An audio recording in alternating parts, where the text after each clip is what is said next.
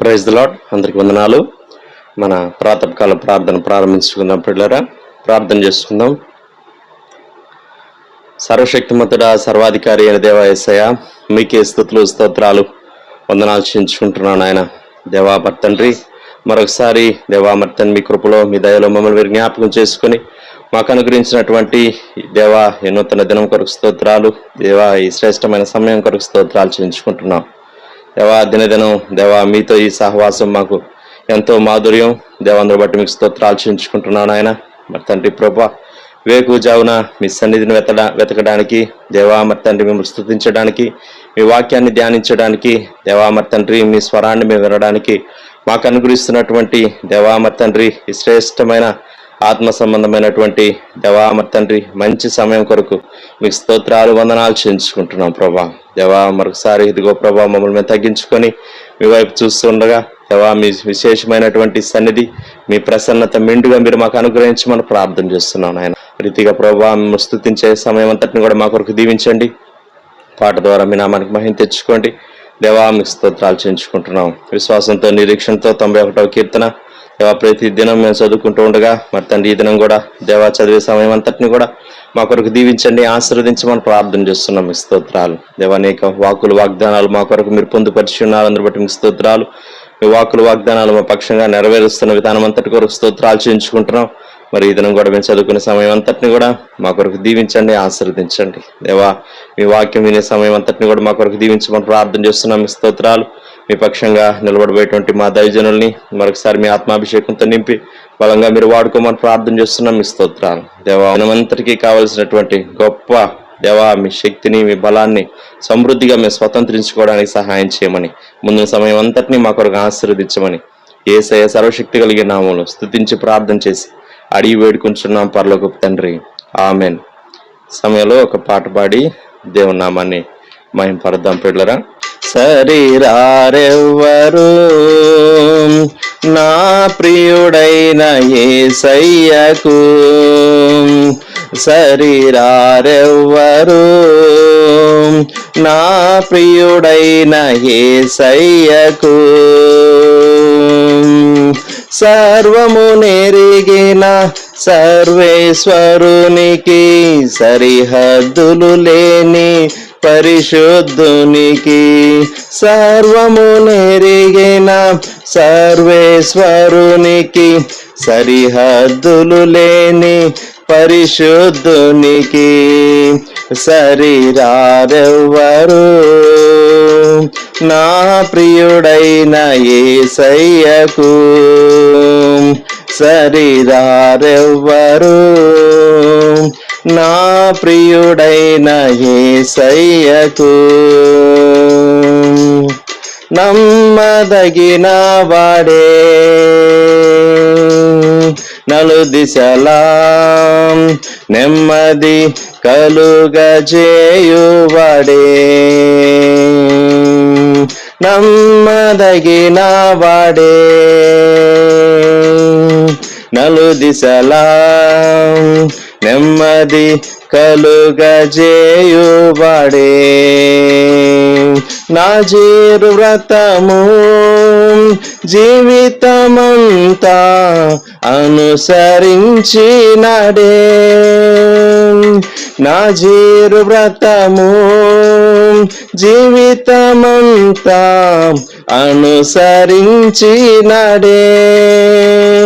నాకై నిలువెల్ల సిలువలో నలిగి కరిగినాడే, నాకై నిలువెల్ల సిలువలో నలిగి కరిగినాడే, సరిరారెవ్వరు నా ప్రియుడైన యేసయ్యకు, సరిరారెవ్వరు నా ప్రియుడైన యేసయ్యకు,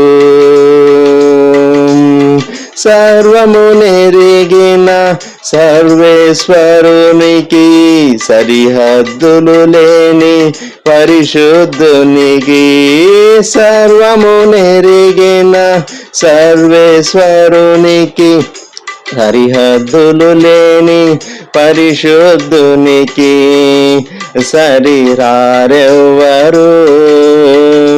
నా ప్రియుడైన యేసయ్యకు సరిరారెవ్వరు. నా ప్రియుడైన యేసయ్యకు ఆరోగ్య ప్రదాతయే సంపూర్ణ స్వస్థత అనుగ్రహించువాడే. ఆరోగ్య ప్రదాతయే సంపూర్ణ స్వస్థత అనుగ్రహించువాడే. ఆశ్చర్య క్రియలు జీవితమంతా చేయుచు తిరిగినాడే. ఆశ్చర్య క్రియలు జీవితమంతా చేయుచు తిరిగినాడే. నాకై కొరడాల దెబ్బలను అనుభవించినాడే. నాకై కొరడాల దెబ్బలను అనుభవించినాడే. సరిరారెవ్వరు. నా ప్రియుడైన యేసయ్యకు సరిరారెవ్వరు. నా ప్రియుడైన యేసయ్యకు సర్వము నెరిగిన సర్వేశ్వరునికి సరిహద్దులు లేని పరిశుద్ధునికి సర్వము నెరిగిన సర్వేశ్వరునికి సరిహద్దులు లేని పరిశుద్ధునికి సరిరారెవ్వరు.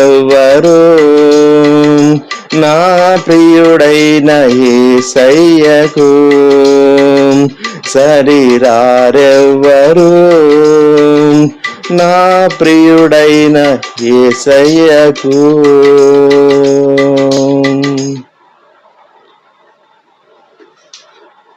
యథా ప్రకారంగా 91వ కీర్తన చదువుకుందాం ప్రియులారా. మహోన్నతం చాటును నివసించువాడే సర్వశక్తి నీడను విశ్రమించువాడు. ఆయన నాకు ఆశ్రయము, నా కోట, నేను నమ్ముకున్న నా దేవుడని నేను యెహోవాను గూర్చి చెప్పుచున్నాను. వేటకాని ఊరిలో నుండి ఆయన నిన్ను విడిపించును. నాశనకరమైన తెగులు రాకుండా నిన్ను రక్షించును. ఆయన తన రెక్కలతో నిన్ను కప్పును. ఆయన రెక్కల క్రింద నీకు ఆశ్రయం కలుగును. ఆయన సత్యము కేడెమును డాలునై ఉన్నది. రాత్రి వేళ కలుగు భయమునకైనను, పగటి వేళ ఎవరు బాణమునకైనను, చీకటిలో సంచరించు తెగులునకైనను, మధ్యాహ్నమందు పాడు చేయు రోగమునకైనను నీవు భయపడుకుందువు. నీ ప్రక్కన 1000 మంది పట్టినను, నీ కుడి పక్కన 10,000 మంది కూలినను అపాయం నీ యొద్దకు రాదు. నీవు కనులారా చూచుచుండగా భక్తిహీనులకు ప్రతిఫలం కలుగును. యెహోవా, నీవే నా ఆశ్రయము అని నీవు మహోన్నతుడైన దేవుడు నీకు నివాసస్థలముగా చేసుకుని ఉన్నావు. నీకు అపాయమేమీ రాదు, ఏ తెగులును నీ గుడారము సమీపించదు. నీ మార్గములన్నిటిలో నిన్ను కాపాడుటకు ఆయన నిన్ను గూర్చి తన దూతలకు ఆజ్ఞాపించును. నీ పాదములకు రాయి తగలకుండా వారు నిన్ను తమ చేతుల మీద ఎత్తి పట్టుకుందరు. నీవు సింహములను, నాగుపాములను త్రొక్కెదవు, కొదమ సింహములను, భుజంగములను అనగద్రొక్కెదవు. అతడు నన్ను ప్రేమించున్నాడు గనుక నేను అతని తప్పించెదను. అతడు నా నామం ఎరిగిన వాడు గనుక నేను అతని ఘనపరచెదను. అతడు నాకు మొర్రపెట్టగా నేను అతనికి ఉత్తరం ఇచ్చెదను. శ్రమలో నేను అతనికి తోడై ఉండెదను. అతను విడిపించి అతన్ని గొప్ప చేసేదను. దీర్ఘాయువు చేత అతన్ని తృప్తిపరచెదను. నా రక్షణ అతనికి చూపించెదను. ఆమెన్. సమయంలో మన దేవుని వాక్యం విందాం ప్రియులారా. దైవజనులు ప్రభుదాస్ అంకుల్ గారు వచ్చి మనకు దేవుని వాక్యాన్ని అందిస్తారు. ప్రియమైన వారులారా, 91వ కీర్తనలో నుండి 10వ వచనం చదువుకుందాం మనం. నీకు అపాయమేమియో రాదు, ఏ తెగులును నీ గుడారమును సమీపించదు. ప్రార్థన.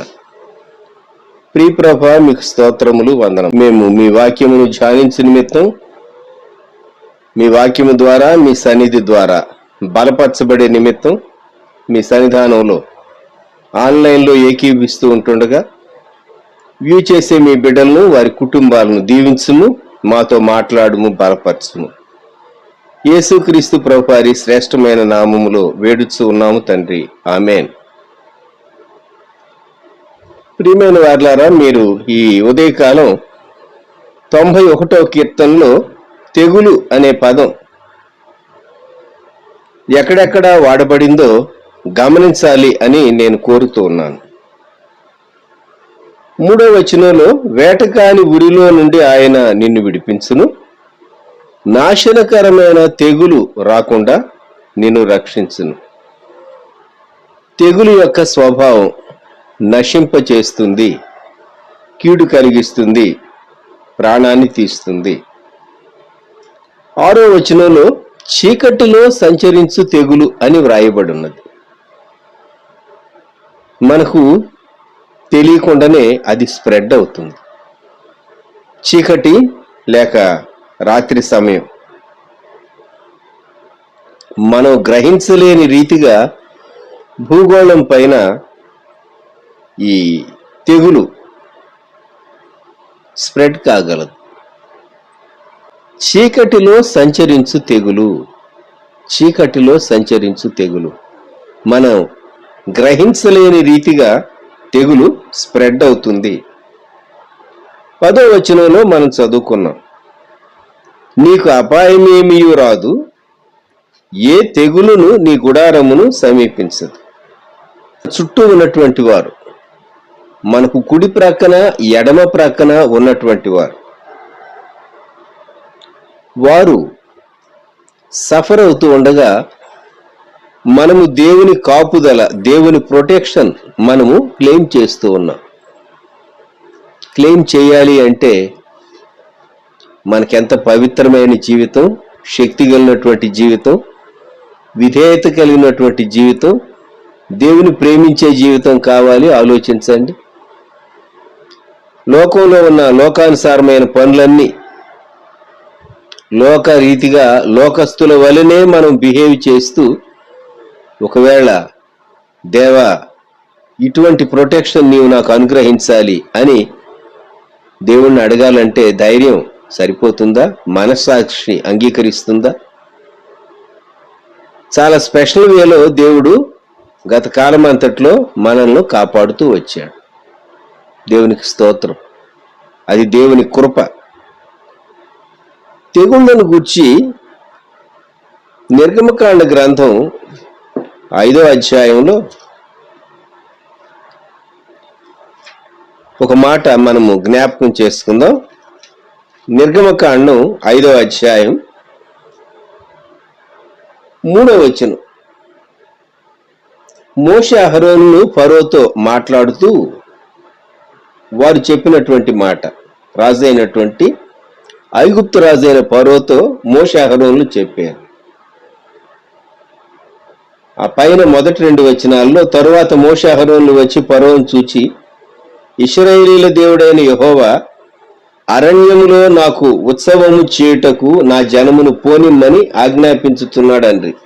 ఫరో, నేను అతని మాటను విని ఇశ్రాయేలీలను పోనిచ్చుటకు యెహోవా ఎవడు?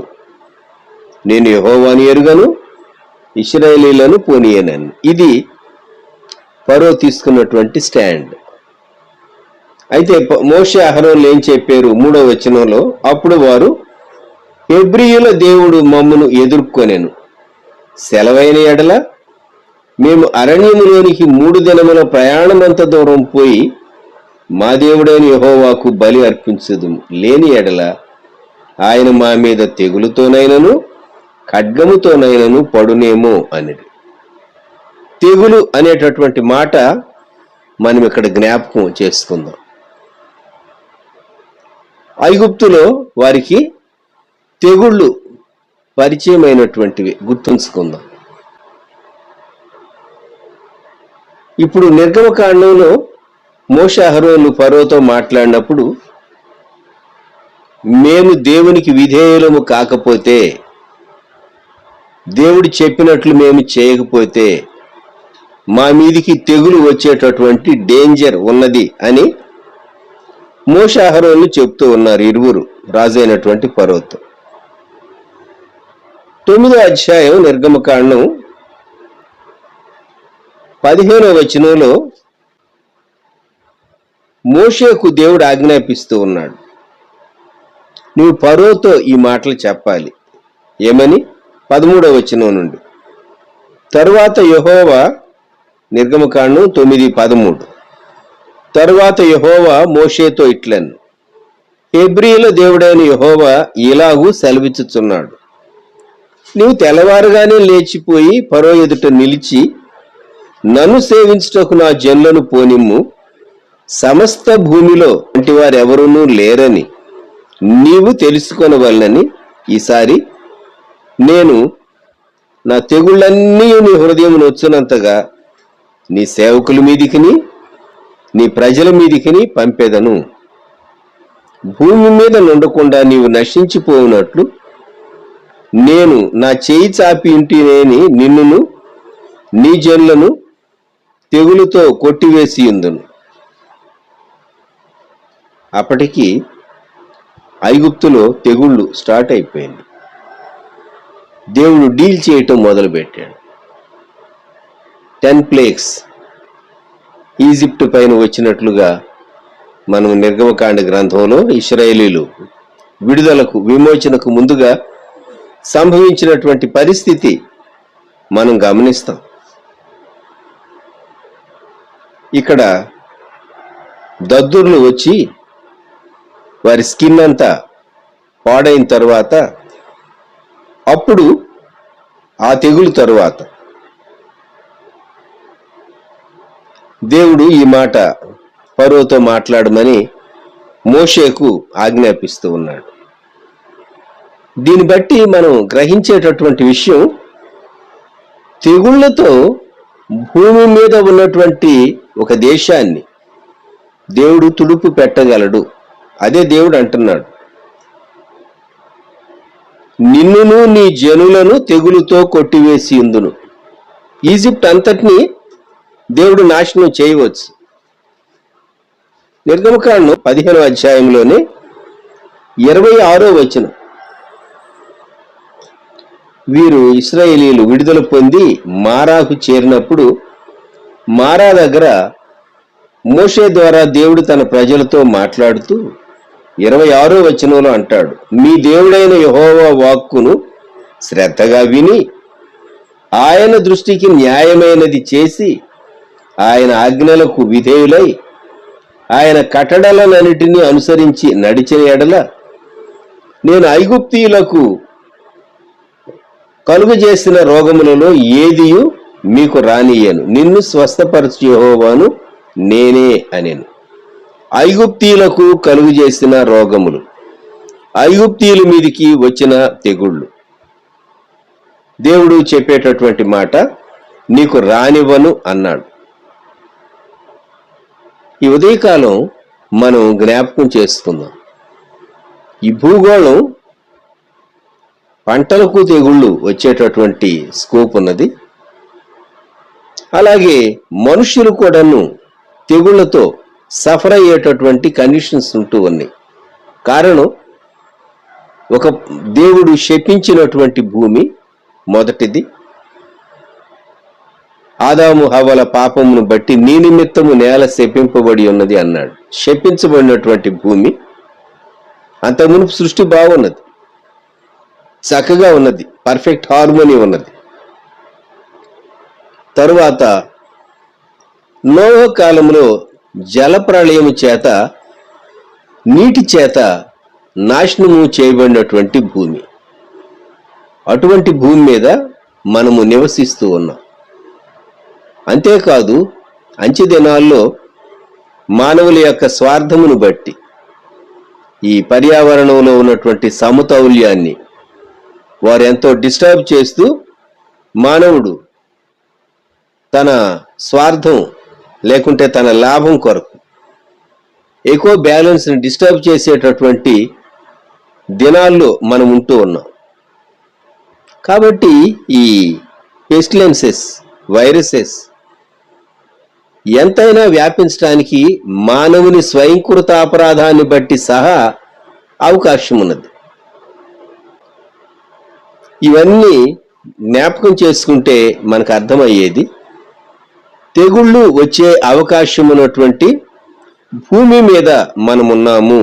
సమూయేలు 2వ గ్రంథం 24:15 ఈ 24 అధ్యాయం ప్రారంభం ఏముంటుందంటే, ఇంకొక మారు యెహోవా కోపము ఇశ్రాయేలీయుల మీద రగులు కొనగా అని ఉంటుంది.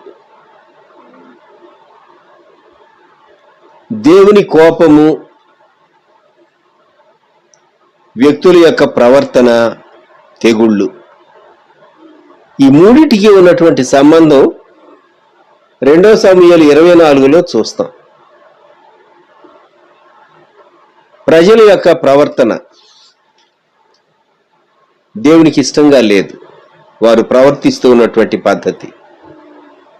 దావీదుకు ఒక ప్రేరణ వచ్చింది. దావీదుకు వచ్చిన ప్రేరణ దేవుని చిత్తానికి వ్యతిరేకమైన ప్రేరణ. అటువంటి ప్రేరణ దావీదుకు వచ్చినప్పుడు సైన్యాన్ని లెక్కవేయాలని దేవుడు ఆ ప్రేరణ రానిచ్చాడు. లెక్కవేసినందుకేమో ఇప్పుడు దేవుడు పనిష్మెంట్ 3 ఆప్షన్స్ తన ముందు ఉంచాడు. 2 సమూయేలు 24:13 కావున గాదు దావీదు వద్దకు వచ్చి ఇట్లని సంగతి తెలియచెప్పాను. నీవు నీ దేశమందు 7 సంవత్సరములు క్షామము కలుగుటకు ఒప్పుకొందువా? నిన్ను తరుముచున్న నీ శత్రువులు ఎదుట నిలవలేక నీవు 3 నెలలు పారిపోవుటకు ఒప్పుకొందువా? నీ దేశమందు 3 దినములు తెగులు రేగుటకు ఒప్పుకొందువా? యోచన చేసి నన్ను పంపిన వారికి నేనియ్యవలసిన ఉత్తరము నిశ్చయించి తెలియచెప్పుమనెను. చివరకు తెగులు వచ్చింది. 15 యెహోవా ఇశ్రాయేలీయుల మీదికి తెగులు రప్పించగా ఆ దినము ఉదయము మొదలుకొని సమాజ కూటపు వేళ వరకు అది జరుగుచుండెను. అందుచేత దాను నుండి బెయేర్షెబా వరకు 70,000 మంది మృతి నొంది.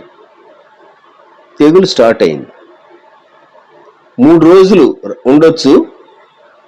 ఒకరోజే తెగులు చేత చనిపోయినటువంటి మృతుల సంఖ్య 75,000 మంది. 75 అనేక పట్టణాల్లో ఈ తెగులు సంభవించింది. ఒక్కసారి ఊహించండి, తెగులు యొక్క లిమిటేషన్ ఒకటి ఉంటుంది. మనం చివరిలో మరలా ఈ అంశాన్ని జ్ఞాపకం చేసుకుంటాం. తెగులుకు ఒక లిమిటేషన్ దేవుడు పెడతాడు, ఒక టైం లిమిట్ దేవుడు పెడతాడు. జ్ఞాపకం పెట్టుకోండి. దేవుడు పనిష్ చేసేటటువంటి ఆ పనిష్మెంట్ కూడా ఒక లిమిట్ అనేది ఉంటుంది. ఇక్కడ దావీదు ముందు 7 సంవత్సరముల కరువు, అలాగే 3 నెలలు శత్రువుల యొక్క విజయము, 3 దినములు తెగులు. ఫైనల్ గా 3rd ఆప్షన్ బిగిన్ అయింది. ఆ తర్వాత 75,000 మంది చనిపోయినప్పుడు 16వ వచనంలో, అయితే దూత యెరూషలేము పైని హస్తము చాపి నాశనము చేయబోయినప్పుడు యెహోవా కీడును గూర్చి సంతాపం ఉంది. కీడు రానిచ్చింది దేవుడే, మరి దేవుడు ఎందుకు ఫీల్ అవ్వాలి? కీడు రానిచ్చింది దేవుడే. ఈ కీడు ప్రజలను బట్టి వచ్చిందా, రాజును బట్టి వచ్చిందా? రాజును బట్టి వచ్చింది, ప్రజలను బట్టి వచ్చింది. లెక్కవేయమని ఆజ్ఞ ఇచ్చింది సైన్యాన్ని రాజే, అందుకని రాజును బట్టి వచ్చింది. ప్రజలను బట్టి వచ్చింది. ప్రజల యొక్క ప్రవర్తన దేవునికి ఇష్టంగా లేదు. 24:1 మొదటి వచనం, ఇంకొక మారు యెహోవా కోపము ఇశ్రాయేలీయుల మీద రగులు కొనగా. ఈ దేవుని పేరు పెట్టబడినటువంటి ప్రజల జీవితము దేవునికి ఇష్టముగా లేనందువలన ఈ తెగులు దేవుడు రానిచ్చాడు. మనము చివరిలో మరలా ఈ భాగం దగ్గరకు వద్దాం. మనం చదువుకునేటటువంటి 91వ కీర్తనలో ముమ్మారు తెగులు అనే పదాన్ని గురించి మనము జ్ఞాపకం చేసుకున్నాం. తెగులు అనేది చాలా నష్టాన్ని కలిగిస్తుంది. సొలొమోను దేవాలయం కట్టినప్పుడు రాజులు మొదటి గ్రంథం 8వ అధ్యాయంలో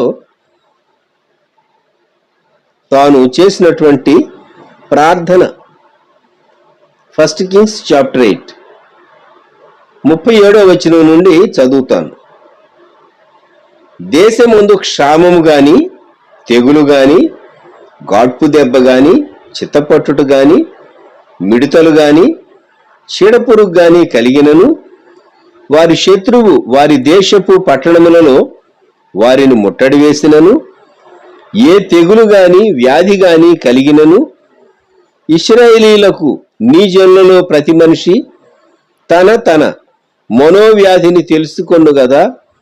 ఒక్కడైనను జనులందరైనను ఈ మందిరము తట్టు తమ చేతులు చాపి ప్రార్థన విన్నపములు చేసిన ఎడల ప్రతి మనిషి యొక్క హృదయము నీ వెరుగుదువు గనుక, నీవు ఆకాశమును నీ నివాస స్థలమందు విని క్షమించి దయచేసి ఎవరి ప్రవర్తనను బట్టి వారికి ప్రతిఫలమిచ్చి, మా పితరులకు నీవు దయచేసిన దేశమందు జనులు బ్రతుకు దినములన్నిటను వారు నీ యందు భయభక్తులు కలిగి ఉండునట్లు చేయుము. నరపుత్రులందరి హృదయములను నీవు మాత్రమే తెలిసికొని ఉన్నావు. 38వ వచనంలో ఈ మందిరము తట్టు తమ చేతులు చాపి ప్రార్థన విన్నపములు చేసిన ఎడల, ఎప్పుడు దేశంలో కరువు వచ్చినప్పుడు గాని, తెగులు వచ్చినప్పుడు గాని, చీడ వచ్చినప్పుడు గాని, శత్రువులు వీరి మీద దాడి చేసినప్పుడు గాని, అంతేకాదు వీరు స్కాటర్ అయిపోయి ఎక్కడికో తీసుకుని వెళ్ళబడినప్పుడు సహా వారు మందిరము తట్టు తిరిగి, అందుకే దానియేలు యెరూషలేము తట్టు తిరిగి తాను కిటికీ తెరిచి యెరూషలేము వైపు ప్రార్థన చేసేవాడని దానియేలు గ్రంథంలో మనం చదువుతాం. ఈ ఉదయకాలం సొలొమోను చేసినటువంటి ప్రార్థనలో, దేవా, తెగులు వచ్చినప్పుడు మీ వైపు తిరిగి, మీ మందిరం వైపు తిరిగి ప్రార్థన చేసినప్పుడు, ఈ ఉదయకాలం మన ప్రార్థన ఇదే. దేవా, మేము ఏ యెరూషలేము వైపు తిరగగలం? నిజమైనటువంటి దేవుని నివాసము అది సంఘములో ఉన్నది. దేవుడు తన ప్రజల మధ్య నివసించేవాడు. ఆయన ఆత్మ, ఆయన ఆరాధించేవారు ఆత్మతో సత్యంతో ఆరాధించాలని దేవుని గ్రంథంలో ప్రభువారే సెలవిచ్చాడు. మనం ప్రభు తట్టు తిరిగి ఈ ప్రాతకాల సమయంలో యేసుక్రీస్తు ప్రభువును బట్టి, ఆయన శిలువను బట్టి, ఆయన రక్తమును బట్టి, ఆయన విమోచన కార్యాన్ని బట్టి, ఆయన పాపములను క్షమించి తెగులు నుండి తన ప్రజలను విడిపించాలని మనం ప్రార్థించవలసిన వారంగా ఉంటూ ఉన్నాం. యేసుక్రీస్తు ప్రభువారు శిష్యులతో మాట్లాడుతూ రాకడ యొక్క సంభవాలను గూర్చి ఆయన మాట్లాడుతూ మత్తయి సువార్త 24వ అధ్యాయంలో 7వ వచనంలో 8వ వచనంలో ప్రభు శిష్యులతో చెప్పిన మాట, ఆయన 3వ వచనం, ఆయన ఒలీవ కొండ మీద కూర్చుండి ఉన్నప్పుడు శిష్యులు ఆయన యొద్దకు ఏకాంతముగా వచ్చి, ఇవి ఎప్పుడు జరుగును?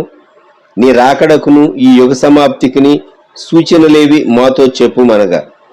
7వ వచనం, జనం మీదికి జనమును, రాజ్యం మీదికి రాజ్యమును లేచును.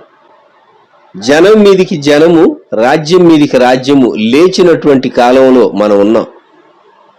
మునుపెన్నడూ ఇటువంటి విపరీతమైనటువంటి, లేక మన జ్ఞానానికి సాధారణమైనటువంటి మానవుడు గ్రహించలేని రీతిగా ఈ యుద్ధ తంత్రాలు చాలా అడ్వాన్స్ అయిపోయినాయి. Tactics, weapons, methods, strategies.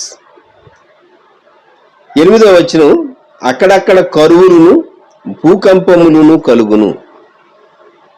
ఇక్కడేమో కరువులు భూకంపాలు అని వ్రాయబడింది, కానీ లూకాసు వార్త 21వ అధ్యాయంలో 11వ వచనం మనం గమనించినప్పుడు ఇక్కడ స్పష్టంగా 10-11 చదువుతాను. మరియు ఆయన వారితో ఇట్లను, జనం మీదికి జనమును, రాజ్యం మీదికి రాజ్యమును లేచును, అక్కడక్కడ గొప్ప భూకంపములు కలుగును, తెగుళ్ళును కరువులను తటస్థించును, ఆకాశము నుండి మహా భయోత్పాతములను గొప్ప సూచనలను పుట్టును, తెగుళ్ళును కరువులను తటస్థించును. ఇప్పుడు మనము తెగులు, వైరస్, దీని యొక్క ఎఫెక్ట్ మనం చూస్తూ ఉన్నాం. దీని తరువాత భయంకరమైనటువంటి కరువులు కూడా వస్తాయి. రాకడకు ముందు జ్ఞాపకం పెట్టుకుందాం. ఫ్యామిన్స్, ఆహార పదార్థముల కొరత.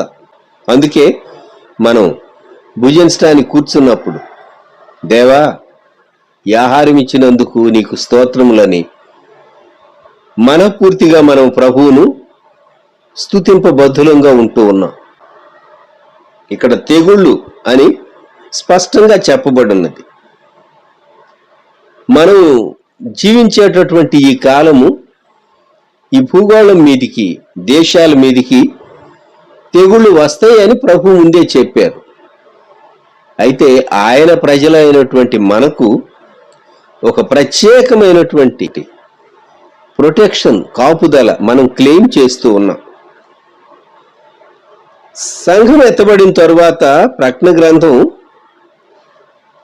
15వ అధ్యాయంలో శ్రమలను గూర్చి మనం చదువుతూ ఉంటే, ప్రకటన గ్రంథం 15వ అధ్యాయం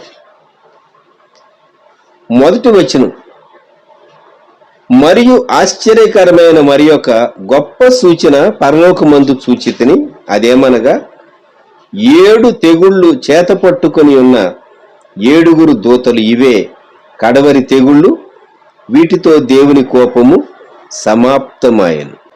7 తెగుళ్ళు. సీల్స్ పరలోకములో విప్పబడినప్పుడు ముద్రల శ్రమలు, ఆ తర్వాత ట్రంపెట్స్, బూరలు ఊదినప్పుడు సంభవించేటటువంటి శ్రమలు, బూరల శ్రమలు, ఆ తర్వాత పాత్రల శ్రమలు, 7 దూతలు, ఇవి కడవరి తెగుళ్ళు అని చెప్పబడి ఉన్నాయి. కడవరి తెగుళ్ళు. ఈ ఉదయకాలం తెగులు అనే అంశం పైన మనము అక్కడక్కడ కొన్ని భాగాలు మనం దేవుని వాక్యంలో నుండి జ్ఞాపకం చేసుకుంటూ ఉన్నాం. ఈరోజు మనము దేవునికి చేసేటటువంటి ప్రార్థన ఇదే. 2వ సమూయేలులో మనము 24వ అధ్యాయంలో గమనించాం. యెరూషలేము పైన దూత చేయి చాపినప్పుడు దేవుడు సంతాపపడ్డాడు అని. మనం ఈ సమయంలో ప్రార్థన చేద్దాం. భూమిలో నుండి దేవుడి అనుగ్రహించినటువంటి అద్భుతమైన భూమిలో నుండి ఎన్నో త్రవి తీసి, ఎన్నో పండించి, ఎంతో తిని ఇచ్చినటువంటి దేవుని మరిచిపోయినటువంటి, కృతజ్ఞత లేనటువంటి మనుషులు కరువులో నుంచి కూడా వెళ్ళవలసి వస్తుంది. మనము తెగుళ్ళు, కరువులు, ఇవన్నీ రాకడకు ముందు సూచనలు అని జ్ఞాపకం పెట్టుకుందాం. తెగుళ్ళను గురించి మనం మాట్లాడుకుంటూ ఉన్నాం. మనం చేయవలసినటువంటి ప్రార్థన, దేవా ఈ తెగులు తొలగించు. సమూయేలు 2వ గ్రంథం 24వ అధ్యాయంలో ఇంతకు మునుపు చదువుకున్నటువంటి భాగంలో ఆ అరౌనా కళ్ళం దగ్గర 2వ సమూయేలు 24:16 దేవుడు అంతే చాలును, నీ చెయ్యి తీయమని జనులను నాశనము చేయి దూతకు ఆజ్ఞ ఇచ్చాను. యెహోవా దూత యెబూసీయుడైన అరౌనా యొక్క కళ్ళము దగ్గర ఉండగా దావీదు జనులను నాశనము చేసిన దూతను కనుగొని యెహోవాను ఇలాగను ప్రార్థించెను, చిత్తగించుము, దేవా కనికరించు, దేవా క్షమించు. ఇక్కడ దావీదు పాపం చేసిన వాడిని నేనే అన్నాడు కనుక గొర్రెల్లాంటి వీళ్ళు ఏం చేశారు, నన్ను నా తండ్రి ఇంటి వారిని శిక్షించని 17వ వచనంలో ప్రార్థించాడు. అయితే 24:1 ప్రకారము ఇశ్రాయేలీయుల మీద దేవుని కోపం రగులుకున్నది అనే దాన్ని బట్టి ప్రజల ప్రవర్తన సహా దేవునికి అంగీకారంగా లేదు గనుకనే వారి మీదికి తెగులు వచ్చింది అనేటటువంటి విషయం మనం గ్రహించవలసి ఉంటుంది. ఈ ఉదయకాలం దేవా, మనుషులు చాలా దూరంగా వెళ్ళిపోయారు, దేవుని నుండి దూరంగా వెళ్ళిపోయారు, సృష్టికర్తను మరిచిపోయారు, తమ ఇష్టానుసారం జీవిస్తూ ఉన్నారు. దేవుడు ఉంటే ఉండని మాకేంటి అన్నట్టుగా జీవిస్తూ ఉన్నారు. కొన్ని దేవుడు చేసేటటువంటి పనులు, దేవుని పద్ధతి మన జ్ఞానానికి అందదు, కొంతే అర్థమవుతుంది, మనకు పూర్తిగా గ్రహించలేం. మనం ఈ ఉదయకాలం దావీదు చేసినట్లుగా మనం కూడా ప్రార్థన చేద్దాం. ఐగుప్తులో తెగుళ్లను గూర్చి మీరు మరలా స్టడీ చేయండి. దేవుడు అనుకుంటే ఆ తెగులు కంప్లీట్గా ఆగిపోతుంది. ఒక తెగులు వచ్చిన తర్వాత అది కంప్లీట్గా దాని యొక్క పని అయిపోయిన తర్వాత మళ్ళా కొంత గ్యాప్ ఇచ్చి దేవుడు మళ్ళా ఇంకో తెగులు రప్పించేవాడు. ఐగుప్తును దేవుడు అలా డీల్ చేశాడు. తెగులు కూడా ఒక టైం లిమిట్ దేవుడు పెడతాడు. మనం చేయవలసినటువంటి ప్రార్థన ఈ ప్రాతకాలం, దేవా, 91వ కీర్తనలో 3 చోట్ల తెగుళ్లను గూర్చి వ్రాయబడింది. ఏ తెగులు నీ గుడారము సమీపించదు. రాత్రివేళ సంచరించు తెగులు, రాత్రివేళ నాశనకరమైన తెగులు రాకుండా దేవుడు మనల్ని ఇంత మటుకు కాపాడుతూ వచ్చి, దేవా కృప చూపించు, కనికరించు అని మనము ప్రార్థింపబద్ధులంగా ఉంటూ ఉన్నాం. గల తండ్రి, పరిశుద్ధ ప్రభువా, ఈ ప్రాతకాల సమయంలో మేము మా దేశం కొరకు, ప్రపంచ దేశాల కొరకు ప్రార్థిస్తూ ఉన్నాం. యెరూషలేము దగ్గర దావీదు తాను చేసినటువంటి ప్రార్థన తన జనుల పక్షంగా మీరు విన్నారు. మీరు ఫీల్ అయ్యి మీ ప్రజలకు కీడు కలుగకూడదని యెరూషలేము మీదికి చేయి చాపినటువంటి దూతను మీరు చేయి వెనుక తీయమని ఆజ్ఞాపించి కీడును మీరు ఆపు చేశారు. దేవా, మీకు వందనాలు. దయతో జ్ఞాపకం చేసుకుని ఇక ఈ తెగులును ఆపివేయమని ప్రార్థిస్తూ ఉన్నాం. ప్రతి తెగులుకు ఒక లిమిట్ మీరు నియమిస్తారని మీ వాక్యాన్ని బట్టి మేము గ్రహించుకుంటూ మీ దయ కొరకు, మీ కృప కొరకు ప్రార్థన చేస్తూ మా దోషములను మన్నించు. ఈ తరము వారి, ఈ జనరేషన్ వారి దోషమును మన్నించు. ప్రపంచంలో ఏ దేశంలో ఉన్నవారైనా సరే వారు ఈ పాండమిక్ ద్వారా నీవు మాట్లాడినటువంటి నీ స్వరాన్ని వారు విని నీ తట్టు తిరుగుతూ ఉన్నారని మేము నమ్ముతున్నాం. తమ జ్ఞానాన్ని బట్టి, తమ ధనాన్ని బట్టి, తమకున్నటువంటి వేటిని బట్టి అతిశయించి తమ ఆత్మను నష్టపరుచుకోకుండా నువ్వు మనుషులతో మాట్లాడుతూ ఉన్నావు. లోకస్తులు నీ తట్టు తిరగటానికి కృప దయచేయండి. నిన్ను ఎరిగినటువంటి మీ ప్రజలు వారు శుద్ధులై నిన్ను సేవించుటకు సహాయం దయచేయండి. మీ క్షేమం మాకు అనుగ్రహించమని మమ్ములను, మా కుటుంబాలను మీకు అప్పగించుకుంటూ ఇంత మటుకు మీరు ఇచ్చిన కాపుదల కొరకు స్తుతి చెల్లిస్తూ యేసుక్రీస్తు ప్రభువారి శ్రేష్టమైన నామములో వేడుచు ఉన్నాము తండ్రి, ఆమేన్. మన ప్రభు అయిన యేసుక్రీస్తు వారి కృపా, దేవుని ప్రేమ, పరిశుద్ధాత్మల అన్యోన్య సహవాసం సదాకాలం సంగమునకు తోడై ఉండును గాక. ఆమేన్.